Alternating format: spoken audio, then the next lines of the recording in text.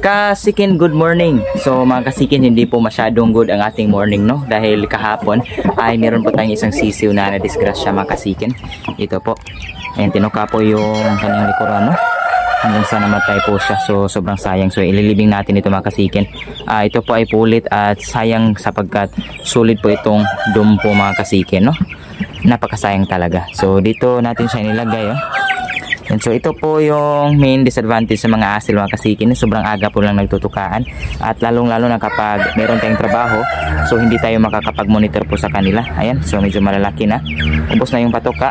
So kung wala lang sana tayong trabaho, mga kasikin, every afternoon talagang mamonitor natin sila.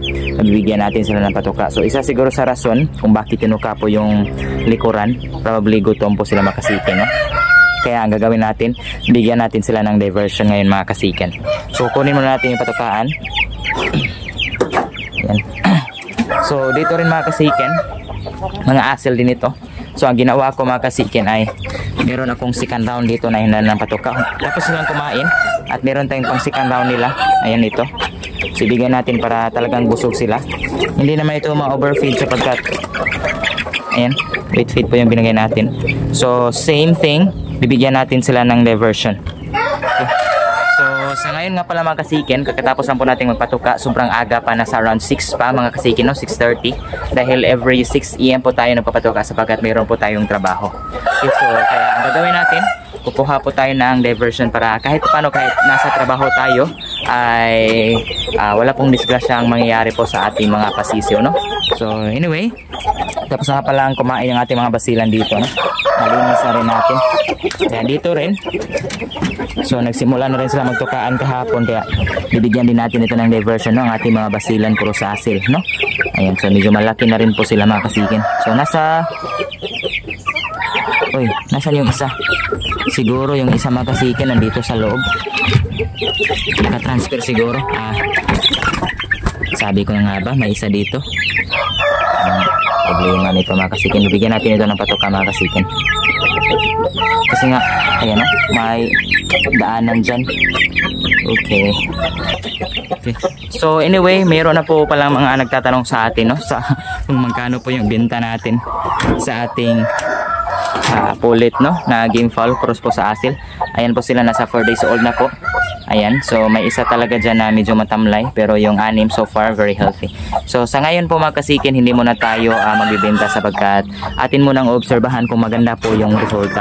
So sa ngayon nga pala, yung ating mga tag 2 months old, no, ay pinurga natin. So hinaluan natin ang pamurga. Ito po yung pamurga natin na ginamit niyo, yung Basonero Plus, sapagkat yun, namumutla po yung kanilang mga hitsura, no? So medyo malalim po yung may bandang mata nila. Kaya ayan, nakapurga na po sila, mga kasikin. So for 2 days po na sila purgahin. Ayan, so far naubos naman yung patuka nila dito. Ayan. Okay, itong isa, walang problema itong isa sapagkat medyo pula-pula yung ito niya. Okay, so ito, ayan, so medyo maputla, no? So 3 months old na, kaya kailangan rin purgahin. So dito rin yung ating isang ininasin. So ito po yung ginawa natin, nilagyan natin patubig na asul yung kulay, pamurga po yan sapagkat ayan, medyo maputla po yung kanyang hitsura, no? Anak po yan ni King Jude, mga kasikin. Okay.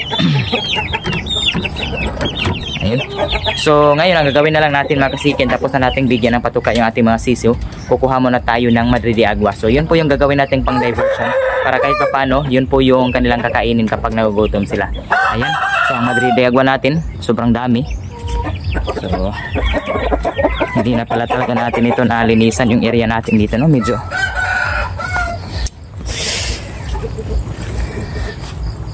dumi na. Ayan. So ito yung mga Madre de Agua, yung kukunin lang natin yung mga dahon po na medyo bata. Okay?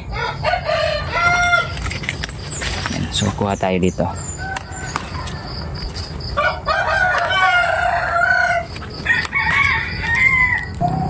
And so mga kasikin, dinamihan lang natin ng konti, no? Sapagkat medyo malayo pa yung hapon, mga 5 PM pa tayo makakauwi. Kaya ito yung ibibigay natin, no? Pang diversion. So kung kayo rin, mga kasikin, ay nagtatrabaho kagaya natin, so ito lang po yung gagawin natin, no? Kahit papano ay maibisan po yung kaba natin sa dibdib, baka magpataya na naman yung ating mga alaga. Kaya syempre, unang lagay natin dito sa kanila So talagang matatakot sila sa ating pang diversion mga kasiki, no? Ayan, so ilagay natin.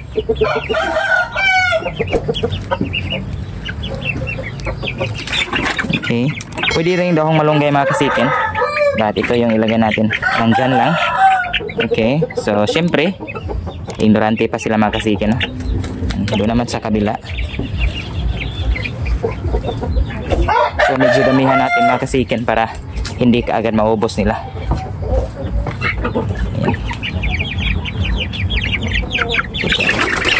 Ayan, nagliparan. Sira natin mga kasikin.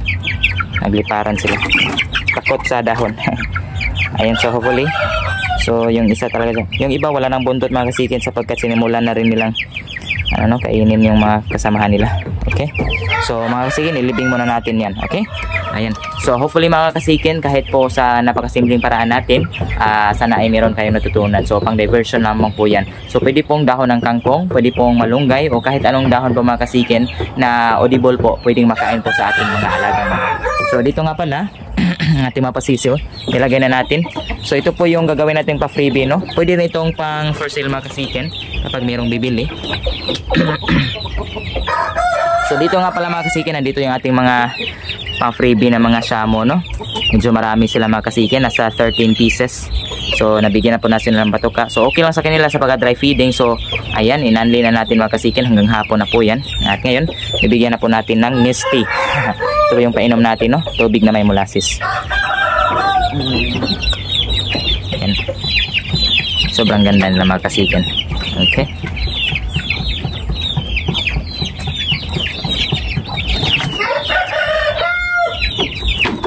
Ayan. So mga kasikin, sa tingin ko hanggang dito na lang muna po yung video natin. Thank you po for always watching. And again, i-grab nyo po yung ating pong ginawang pa mega sale mga kasikin para po, so far meron na po mga nag-inquire sa atin at kahit pa paano sa sunod pang linggo yung mga transaction natin, no? Kaya ikaw, kung gusto pong mag-grab, again, i-message nyo lang po kami, no? So nasa subscription button pa rin po yung aming mga details po, yung contact number, Facebook account po natin. So hanggang dito na lang mga kasikin, at see you naman po sa sunod na may mga upload. God bless.